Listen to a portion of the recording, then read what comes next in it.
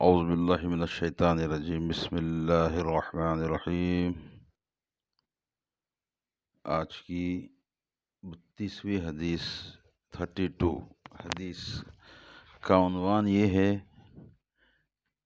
قال رسول اللہ صلی اللہ علیہ وسلم، فرمایا رسول خدا آقائے نامدار، ہمارے حبیب، اللہ کے پیارے حبیب، ہم سب کے نور نظر، سرور کائنات، آقائے نامدار، دونوں جہاں کے مالک حضرت محمد مصطفیٰ صلی اللہ علیہ وسلم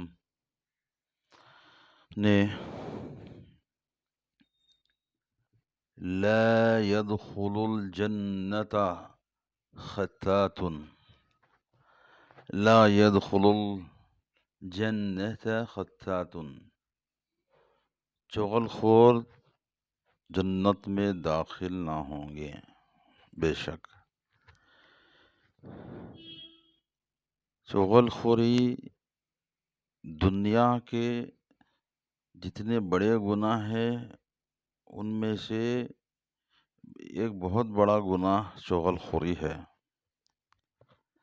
چغل خوری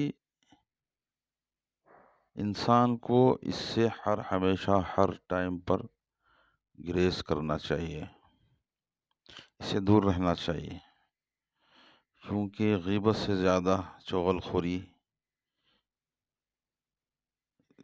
خوری سے زیادہ غیبت، ان دونوں چیزوں سے انسان کو ہمیشہ گریز کرنا چاہیے۔ انسان کو چاہیے کہ وہ ان چیزوں سے دور رہے، کیونکہ اس کی معافی نہیں ہے۔ جو انسان چغل خوری کرتا ہے، مطلب کیا ہے چغل خوری کا؟ چغل خوری کا مطلب ہے کسی کے پیٹھ پیچھے کسی کی برائی کرنا، اور ادھر کی بات ادھر اور ادھر کی بات ادھر لگانا چغل خوری ہے۔ اور اللہ نے صاف صاف واضح کر دیا ہے کہ چغل خور جنت میں داخل نہ ہوگا، چغل خور جنت میں داخل نہ ہوگا۔ کیونکہ دیکھیے، چغل خوری ایک ایسی چیز ہے جو کئی خاندانوں کو لڑا دیتی ہے، دوست کو دوست سے، بھائی کو بھائی سے، میاں بیوی کو ایک دوسرے کے خلاف جھگڑا لگاتی ہے، ان کا رشتہ توڑاتی ہے۔ تو اس لیے ہمیں چاہیے کہ ہم تا زندگی تا حیات اس چیز سے دور رہے، اس چیز سے گریز کرے۔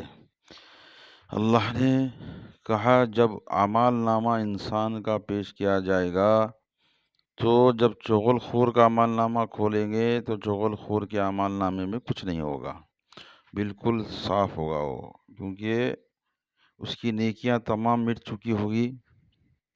جب وہ پریشان ہوگا کہ یا اللہ، میں نے تیری عبادت کی، تیرے لیے روزے رکھے، حج کرا، زکوٰۃ دی، سب کیا، میں یہ سب اس میں لکھی نہیں ہیں، تو برابر اس کا جواب ملے گا کہ چغل خوری کرنے والے کے لیے یہ سب چیزیں بے مطلب ہے، وہ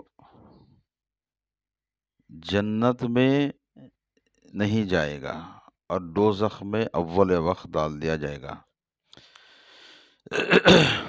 تو ہم کو چاہیے کہ ہم ہمارے الفاظوں کو پکڑ کر چلیں، سوچ کر چلیں، ہمیشہ دل کی سنیں، دماغ کی نہیں۔ دیکھیے،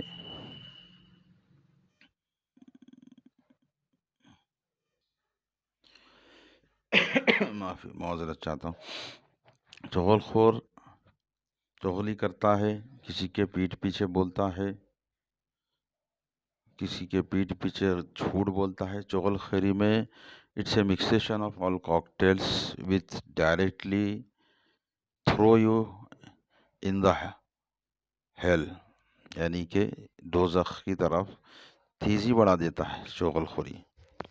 چغل خور کی معافی نہ دنیا میں ہے نہ آخرت میں ہے۔ چغل خور اوپر بھی ذلیل ہوتا ہے اور دنیا میں بھی ذلیل ہوتا ہے۔ سوچئے، اگر کوئی چغل خوری کر رہا ہے، جن کے بارے میں وہ چغل خوری کر رہا ہے، اگر وہ دو لوگوں کو بھی معلوم ہو گیا کہ اس نے ہمارے پیچھے چغل خوری کی، ہم کو لڑانے کی کوشش کی، تو اس کی عزت کی تو دھجیاں اڑ جائیں گی، اس کی عزت کہاں رہے گی بولیے؟ تو ہمیں چاہیے کہ کبھی بھی ہمارے الفاظ کو بہت سوچ سمجھ کر دل سے، دماغ سے اور اچھے انداز میں پیش کریں۔ ہمیشہ یہ خیال رکھیں کہ ہمارے الفاظوں سے کسی کا دل نہ ٹوٹے، کسی کو برا نہ لگے، کسی کو دکھ نہ ہو۔ انسان صرف اپنا کردار ادا کرنے کے لیے، اچھے کام کرنے کے لیے، اللہ کی عبادت کے لیے، اللہ کو راضی کرنے کے لیے دنیا میں آیا ہے، تو ہمیں چاہیے کہ ہم ہمیشہ اس پر قائم رہیں، اللہ کو اور ہمارے پیارے حبیب کو، ہمارے پیغمبر کو راضی کر کر دنیا سے رخصت ہو، تاکہ ہماری آخرت سدھر جائے اور ہم جنت میں اعلیٰ سے اعلیٰ مقام بنا کر اپنی جگہ بنا لیں۔ آج کل تو یہ چیز عام ہے، غیبت۔ انسان جیسے ہی ہٹتا ہے، اس کی غیبت، اس کی چغل خوری شروع ہو جاتی ہے۔ آج کل یہ عام ہے، ہم کو چاہیے کہ ہم اس چیز سے پرہیز کریں اور ایسے باتیں کرنے والے، ایسے لوگوں سے بھی پرہیز کرے، کیونکہ غیبت کرنے والا اور غیبت سننے والا دونوں ہی برابر کے حقدار ہے، دونوں بھی جہنمی ہیں۔ میں نے سنا کہ مولانا سے کہ جو ہے سو حضرت بی بی عائشہ صدیقہ رضی اللہ تعالیٰ عنہ ایک وقت کسی کے بارے میں حضور کے سامنے بولے کہ یہ بہت پشت خط کی عورت ہے، یہ بہت گڈی ہے، تو حضور نے فوراً آپ کو روک دیا کہ عائشہ، کبھی کسی کے پیٹھ پیچھے ہمیں کچھ نہیں کہنا چاہیے، یہ غیبت میں شمار ہوتی ہے۔ فوراً آپ نے گریز کر لیا، کیونکہ واقع میں اگر کسی کے اندر کچھ دوش ہے، کچھ عیب ہے، تو اس کے سامنے آپ بولیے، اور یہ نہ کہ اس کے پیٹھ پیچھے بولیں۔ غیبت کرنے سے ہماری تمام جو ہے سو نیکیاں اس کے سر چلے جاتی ہیں۔ وہ لوگ تو نیک لوگ تھے، ان کا ہم مقابلہ ان کے پیروں کی دھول کا مقابلہ نہیں کر سکتے۔ بہرحال یہ بھی ایک ہمارے لیے حضور نے ایک ایگزامپل بولا ہے کہ ہم کو اس چیز سے خطائی دور رہنا چاہیے۔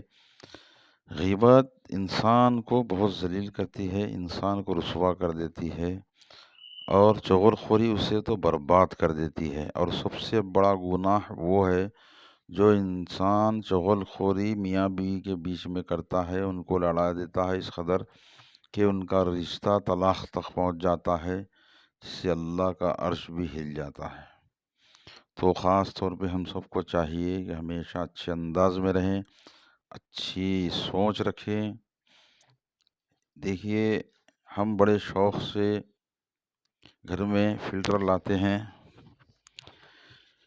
آج کے حساب میں تو فلٹر میں ایک نہیں دو وقت، تین وقت پانی کو دھوتے ہیں، پانی کو فلٹر کر کر پیتے ہیں۔ کیوں؟ کہ ہم کو معلوم ہے کہ اس سے بیماری آنے والی ہے، ہم بیمار ہو جائیں گے اگر ہم ڈائریکٹ پانی پی لیں گے۔ تو انسان کو بھی اپنی طبیعت کو فلٹر بنا لینی چاہیے کہ اگر آپ تک کوئی غلط بات آ رہی ہے، آپ سے کوئی غلط بات کر رہا ہے، تو اس کو فوراً فلٹر کر لیں، اور جو اپنے آپ سے تھرو کریں، اپنے آپ سے بولیں، وہ اچھی چیز میں نکالیں۔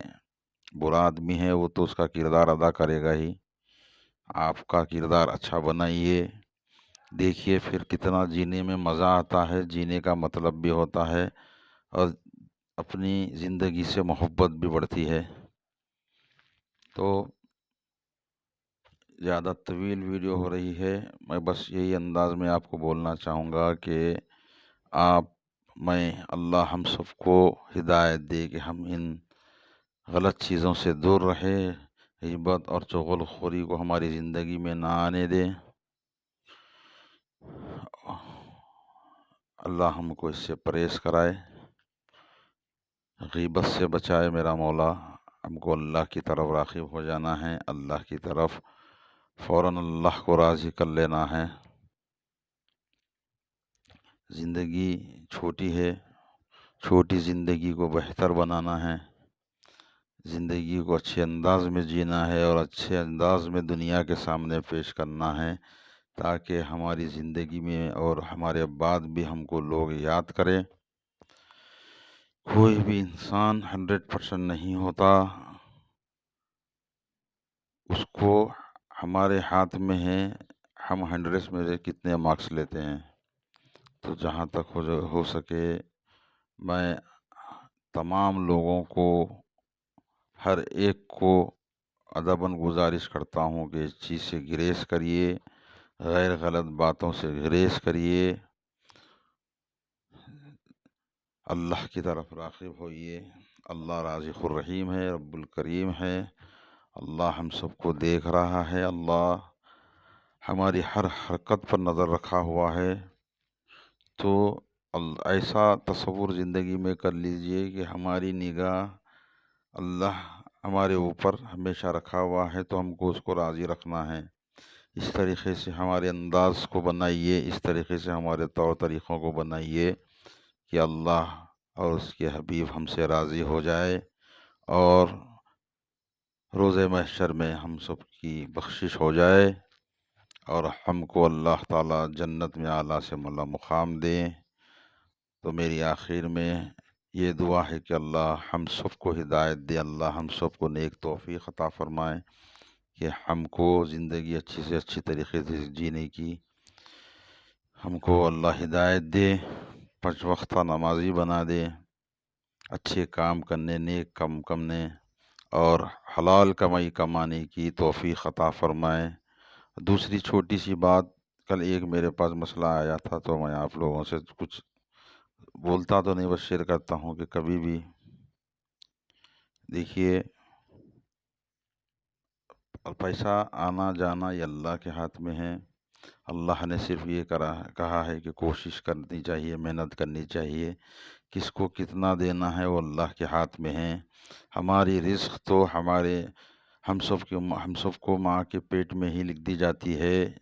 جب جبرائیل علیہ السلام ہم کو آ کر سناتے ہیں، جب بچہ ماں کے پیٹ میں 120 دن کا ہو جاتا ہے، تبھی جو ہے سو اس کو سنا دیا جاتا ہے۔ تو اللہ نے اتنا فرمایا ہے کہ بس دنیا میں جا، کوشش کر، محنت کر، کٹھن پریشرم کر، کتنا دینا ہے، کتنا لینا ہے، کس انداز میں دینا ہے، کس حساب سے دینا ہے، وہ تو بے شک اللہ کے ہاتھ میں ہے، اس کے سوا کوئی نہیں جانتا۔ تو نہ اوپر دیکھ کر چلیے کہ ہم کو اللہ اتنا دے رہا ہے اور ہم سامنے والے کو بہت دے رہا ہے، وہ اس کی قسمت ہے یا ہماری قسمت ہے۔ جہاں تک ہو سکے بس یہ کوشش کریے کہ اللہ تعالی ہم کو جائز ضروریات زندگی کہ اتنا پیسہ دے تاکہ ہماری زندگی عزت کے ساتھ کٹ سکے، نہ کہ حد سے زیادہ دولت کما کر حساب دینے والے بن جائیں اور اللہ کے سامنے رسوا ہو جائے۔ تو دیکھیے حلال طریقے سے کمائیے، جتنی ضرورت ہے اتنا ہی کمائیے، اللہ جتنا دینا ہے اتنا ہی دے گا، اور حلال اور حرام کا راستہ چننا ہمارے ہاتھ میں ہے، ہمارے نفس پر ہے کہ ہم کس طریقے سے کمانا چاہتے ہیں، کس طریقے سے ہماری آل اولاد کو، ہمارے خاندان، ہمارے فیملی کو کھلانا چاہتے ہیں۔ بے شک حلال کی کمائی کمانے میں بڑی مشکل ہے، تھوڑی مشکل اٹھا لیجئے۔ حرام کی کمائی تو دنیا ہی میں جنت ہے، مگر آخرت میں اس کا عذاب بہت بڑا ہے۔ جتنا ہے، جتنے انداز میں اللہ نے دیا ہے، اس کو صحیح انداز میں خرچ کر کر اپنی زندگیوں کو اچھی بنائیے۔ چھوٹی زندگی بھی معنی رکھتی ہے، بڑی زندگی بھی معنی رکھتی ہے۔ ہم چھوٹوں کو دیکھیے کہ ایک واقعہ میں نے سنا ہے کہ ایک اولیاء اللہ، ایک اللہ کے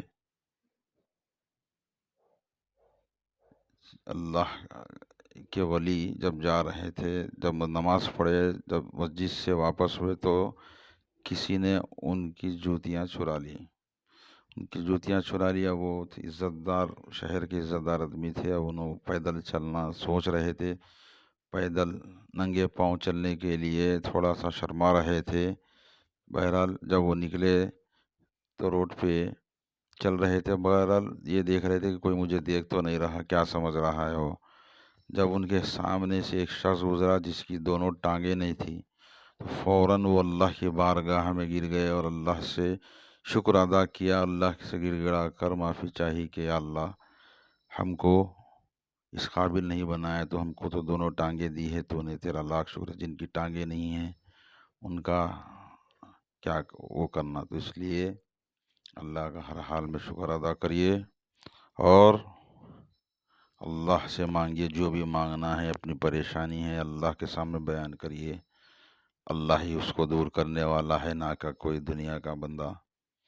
تو اللہ کی بارگاہ میں ہر چیز بولیے، اللہ سے گڑ گڑائیے، اللہ سے معافی مانگیے اپنے گناہوں کی، اور برکت کے لیے اللہ سے گڑ گڑا کر دعا مانگیے. زندگی میں آخرت میں ہر چیز کا دیکھنے والا اللہ ہے.